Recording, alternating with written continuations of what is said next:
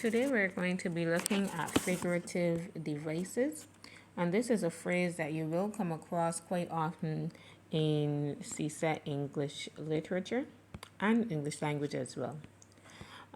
So figurative devices, there are a few we're going to look at. Now, why do we use figurative devices? Figurative devices are used as a way for writers to express an idea in different ways or to give deeper meaning to a simpler thought.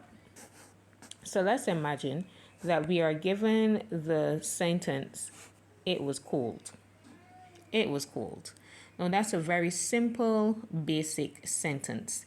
The average writer may not want to use so simple of a sentence and may find another way to express it.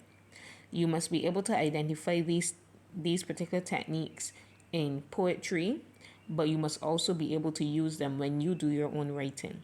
So, back to our phrase, it was cold. How else could we express that?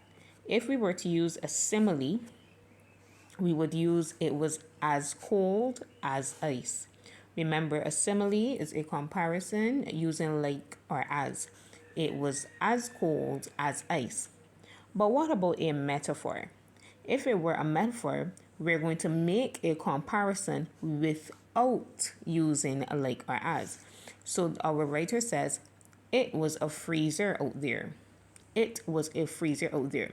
It definitely gives us the meaning that, or the understanding that it was cold, but there is no use of the words like or as. Now let's look at personification.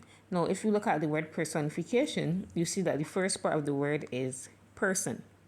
Now, personification has to do with giving lifelike characteristics to something that is not human. So we have the cold air gently kissed my skin. Gently kissed. Of course, air cannot really kiss your skin, so that lets us know that the air is being compared to the actions of a human.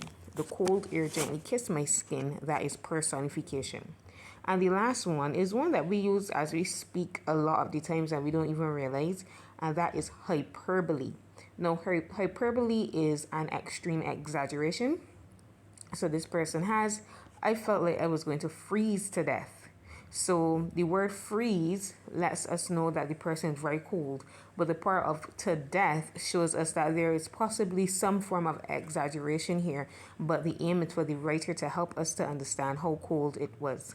So once again, simile, a comparison using like or as. Metaphor, a comparison without using like or as. Personification, giving lifelike characteristics to something that is not human. And hyperbole, which is an extreme exaggeration.